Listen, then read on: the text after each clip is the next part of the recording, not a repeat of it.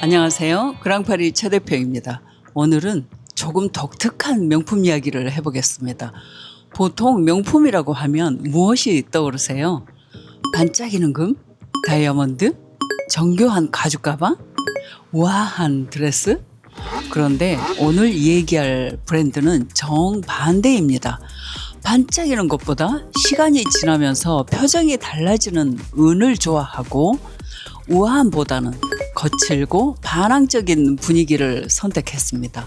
십자가, 단검, 플레르드리스, 고딕, 서체. 어떻게 보면 굉장히 강하고 낯선 디자인인데 이것들이 지금은 하나의 럭셔리 언어가 된 바로 크로마츠입니다. 대체 이 브랜드는 왜 이렇게 비쌀까요?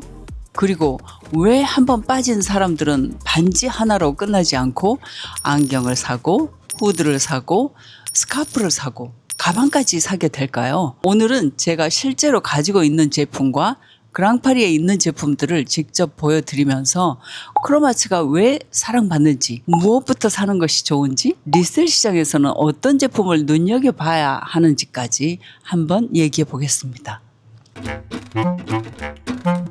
크로마츠는 1988년 미국에서 시작됐어요.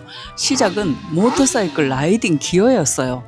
CFDA 역시 크로마츠의 출발을 가죽 모터사이클 라이딩 기어 회사로 설명을 하고 있습니다. 이후에 스털링 실버를 비롯한 주얼리와 의류, 아이웨어, 러기지와 가죽 제품, 그리고 가구까지 그 세 개를 확장을 했죠. 전통적인 명품은 대개 사람들에게 이렇게 이 얘기를 하죠. 나를 가지면 조금 더 우아해집니다 라고요.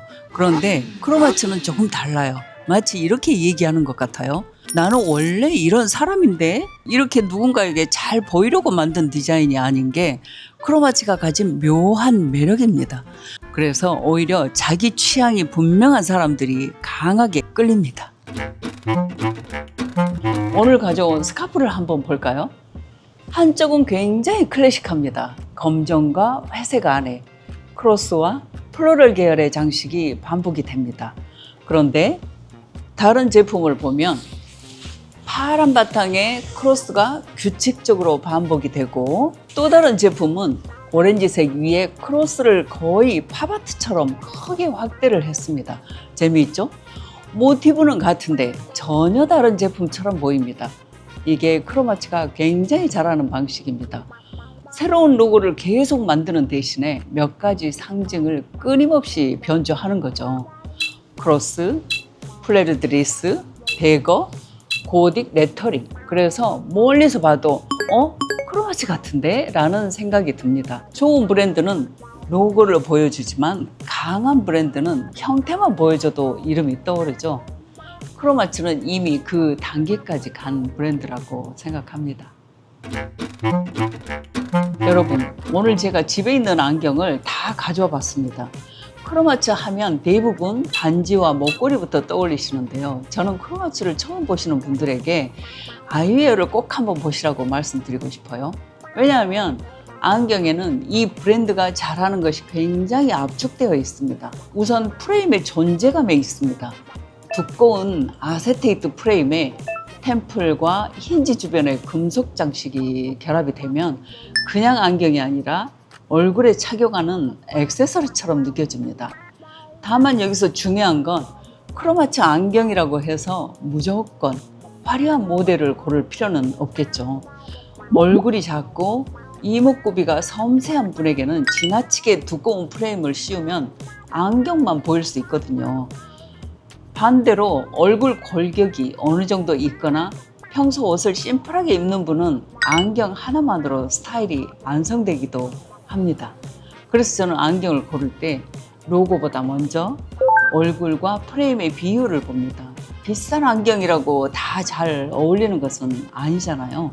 명품도 결국 나한테 어울려야 내 것이 되는 거잖아요. 오늘 제가 방송에서 더운데도 불구하고 이 옷을 입고 나온 이유가 있습니다. 제가 실제로 2년 넘게 입은 크로마츠 후드인데요. 옷은 새 제품만 봐서는 잘 몰라요. 몇 번 입어보고 세탁도 해보고 시간이 지나봐야 좋은 옷인지 아닌지가 보이거든요. 제가 이 옷을 오래 입으면서 느낀 건 디테일의 힘입니다. 소매를 보면 이 플로럴 그래픽이 팔을 따라 길게 들어가 있는데요. 여러 번 입고 세탁을 했는데도 존재감이 상당히 남아 있습니다. 가스마에는 크로마츠 특유의 그래픽도 있고요. 처음 살 때보다 오히려 시간이 지나면서 더 자연스럽게 느껴집니다. 크로마츠가 재미있는 게 이거예요. 새 것일 때만 멋있는 옷이 아니라 조금 입었을 때 더 크로마츠 같아지는 제품들이 있어요.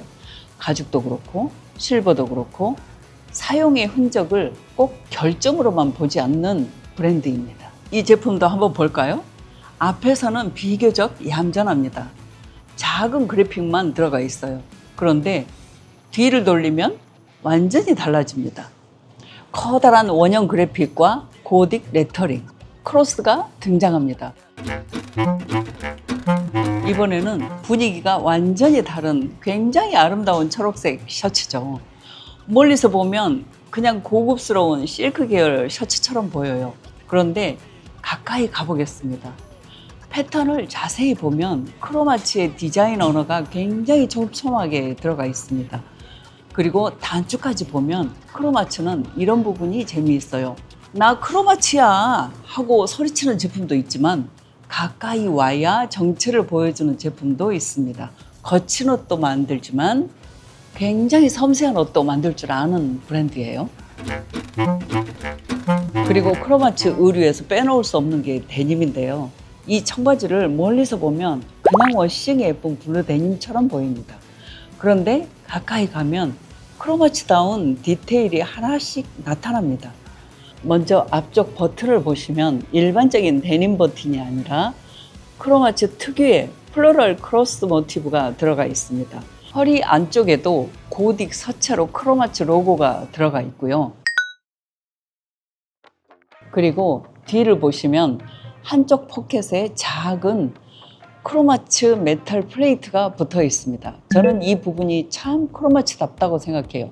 로고를 크게 프린트하지 않아도 단추 하나, 금속 장식 하나만 보면 브랜드와 정체성이 느껴집니다.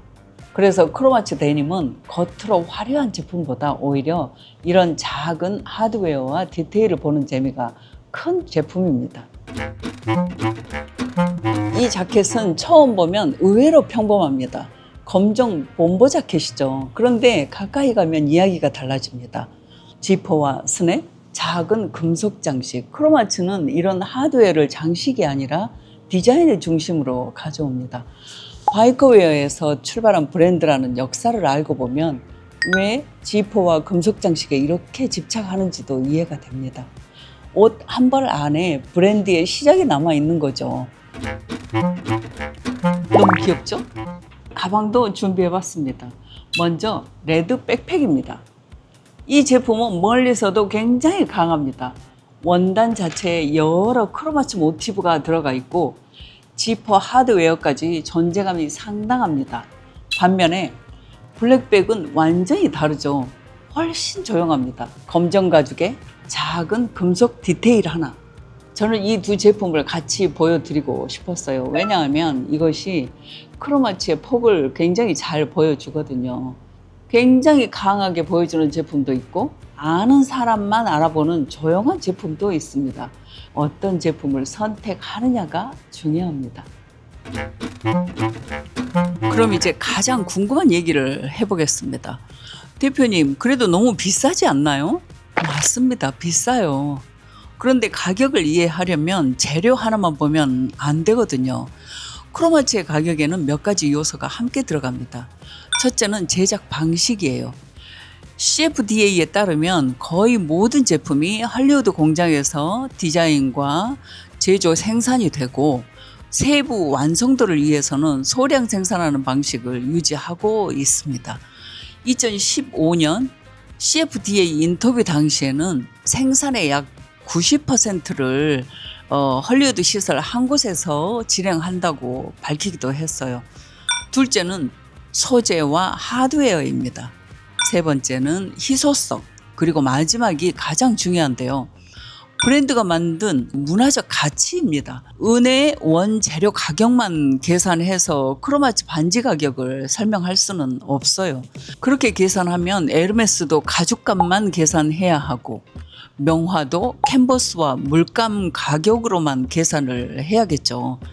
럭셔리 가격에는 결국 소재와 기술과 희소성과 디자인과 문화적 상징이 함께 들어갑니다.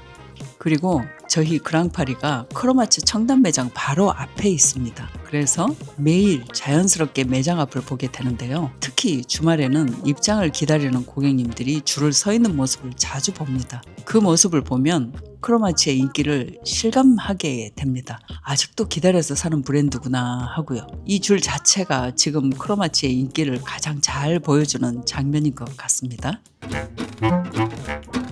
크로마츠는 전통적인 패션 마케팅과 상당히 다른 길을 걸어왔습니다. 대규모 광고보다 록 뮤지션과 셀럽 그리고 실제 팬들이 입으면서 문화가 확산이 됐습니다. 특히 흥미로운 인물이 칼 라거펠트입니다. 샤넬과 팬디를 이끌었던 사람이 크로마츠의 열렬한 컬렉터였다는 건 꽤 상징적이죠. GQ는 라거펠트가 1990년대 후반부터 뉴욕 매장을 자주 찾았고 크로마츠의 중요한 개인 컬렉터가 되었다고 전합니다. 저는 이 부분이 참 재미있어요. 패션계에서 가장 세련된 사람 중 한 명이 가장 거친 브랜드에 빠진 거죠. 왜였을까요? 결국 진짜 자기 색깔이 있는 물건은 취향이 강한 사람을 끌어당기기 때문이죠. 그렇다고 크로마츠가 전부 리셀 가치가 좋은 건 아니에요. 비싸게 샀다고 무조건 비싸게 팔리는 건 아니거든요. 크로마츠도 마찬가지예요.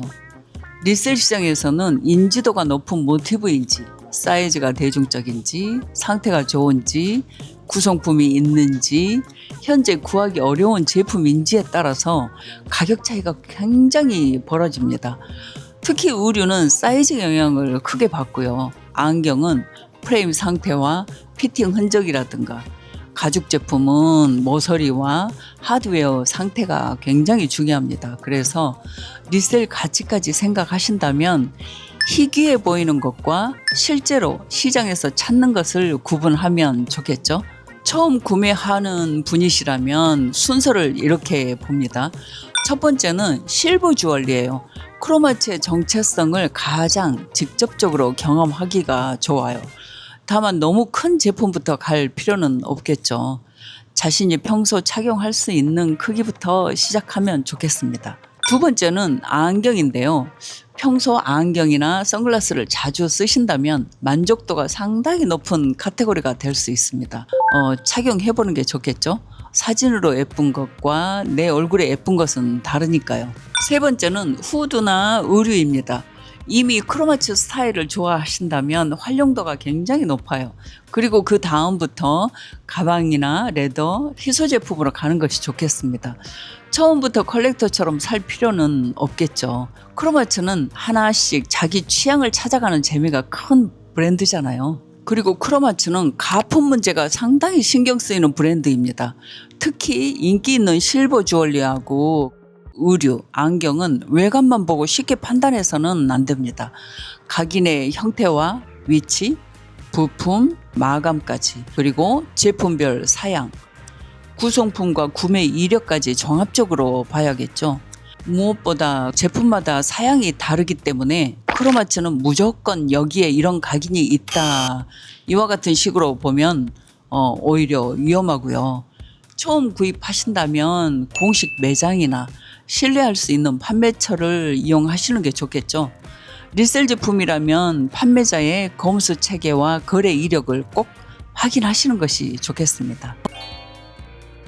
오늘 제가 가지고 있는 안경부터 2년 넘게 직접 입어본 후드, 스카프, 셔츠, 자켓, 청바지, 가방까지 쭉 보여드렸습니다. 이렇게 한 자리에 놓고 보니까 크로마츠라는 브랜드가 조금 다르게 보이지 않으신가요? 처음에는 십자가만 보입니다. 조금 더 보면 은과 가죽이 보이고 더 깊이 들어가면 바이커와 로큰롤 문화가 보입니다. 그리고 결국 남는 것은 자기 취향을 끝까지 밀어붙인 한 브랜드의 태도입니다. 크로마츠는 누구에게나 사랑받으려고 만든 브랜드가 아니었어요.